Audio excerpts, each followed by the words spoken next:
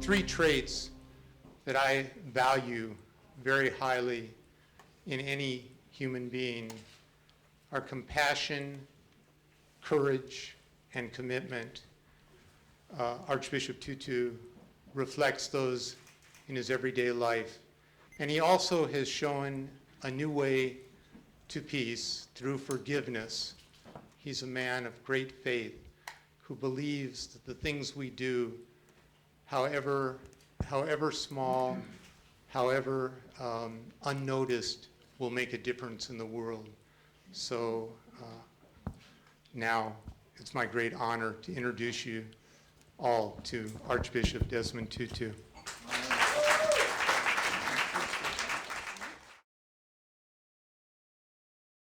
There were those days a few years ago when we thought that people who spoke about green, the environment, climate change, that they were peculiar.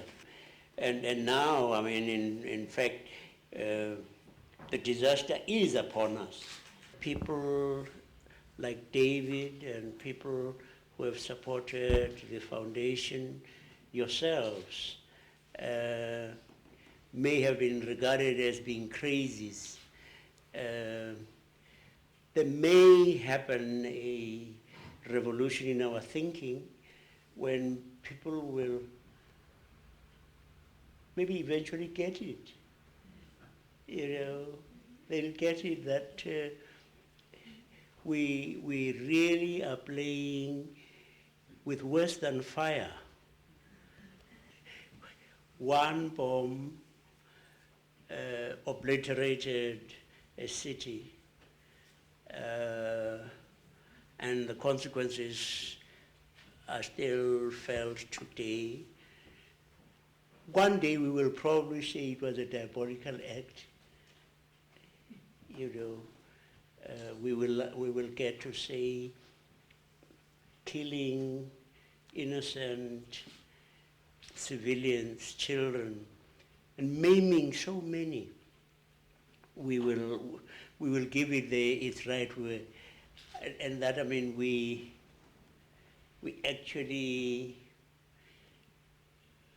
acquiesce in the creation of weapons of mass destruction, and so I want to commend David and all of his supporters for sticking to it. You will be seen in years to come as having been saviors of our world.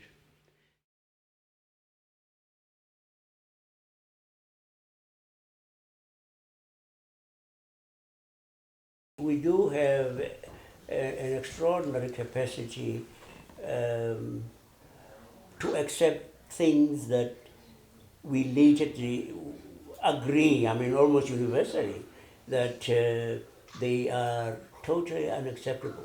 But I mean there was a time when people bought and sold other human beings as if they were just mere chattels, things.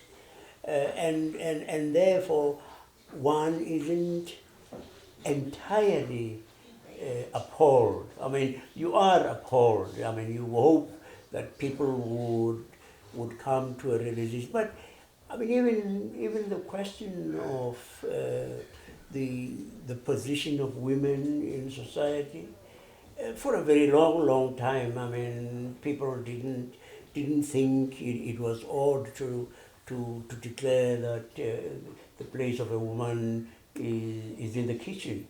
You say it today, and you'll need a great deal of protection. You do not know the effects of your continuing to say, hey, this is more than just a grave threat.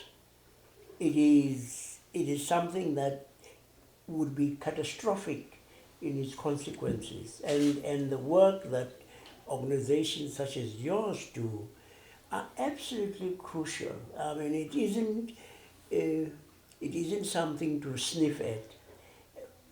You, I mean, it is like drip, drip, drip, drip, drip, drip of water, and before you know, that thing that seemed to be so resistant falls off.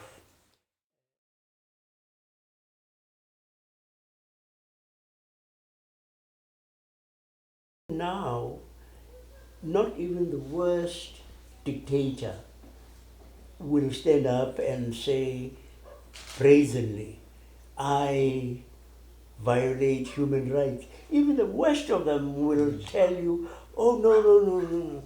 We respect human rights in our regime. Why? Because they know, I mean, that if they were to say, yes, they violate these human rights, they would be sent to Siberia very quickly. I'm not an optimist. I've never been an optimist, but I am a prisoner of hope, because at the moment there are very, very powerful interests. I mean, the arms industry has very, very effective guys in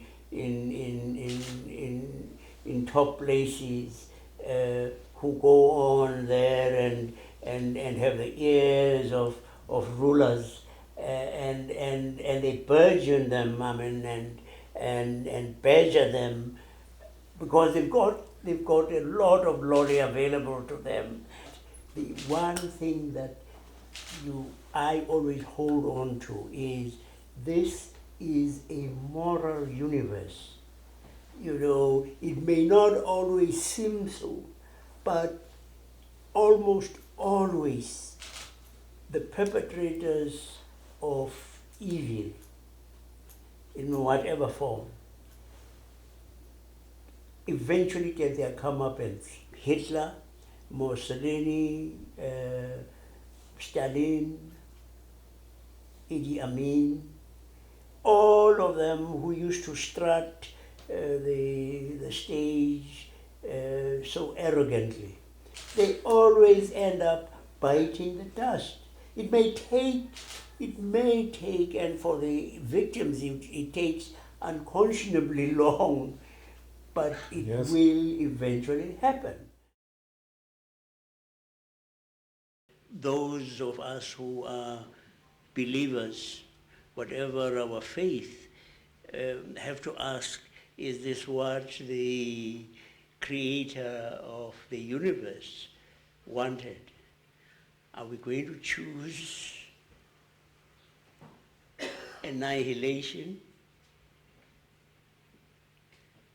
or continued existence?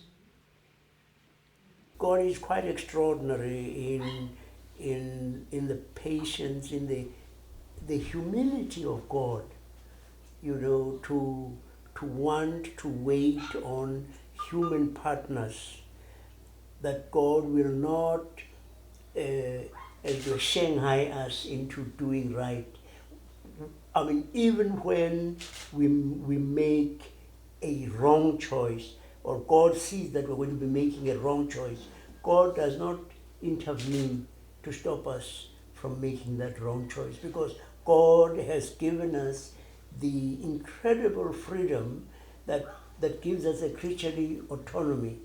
And then God hopes that those like you will be endowed with the right kind of eloquence to say the things that will make others change their behavior, change their attitudes. I end up feeling that yes, all of these ghastly things are a reality, but in the end, ultimately, what we will get at that end is in fact the triumph of good, because it is something that redounds to the benefit of all.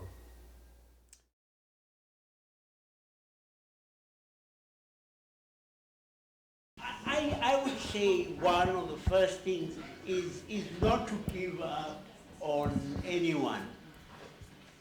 If you had said, even in the 1960s, that there was going to be a black president, they would say, go jump in the lake. I mean, you're crazy. It'll never happen in our lifetime. It was the same with slavery. I mean, people really believe that that is how God has organized the world. Some people are slaves, others are free. And don't try and change. I mean, the universe is going to split up. I mean, if you do that, it is part of how things operate. You are going to get to be in the mainstream one day, as people because what I would be saying is something that has been said many times. How is it that we have accepted for so long that we can invest in weapons of destruction? You know, we call it the defense budget. And we know that if you took just a small fraction of those trillions that we put into weapons of destruction, every single child on earth would have clean water to drink. They would have enough to eat. I mean, you wonder what has happened to us. Why do we have this blind spot that we are prepared to accept that, what is it, 1.5 billion people every day go to bed hungry? How come we can, in fact, accept that with equanimity? But we probably get over impatient, quite rightly so, because one death that was preventable is one death too many. Children die of preventable diseases. I mean, all they need is a very, very inexpensive inoculation, vaccination, for which I mean, we could pay for those several times over.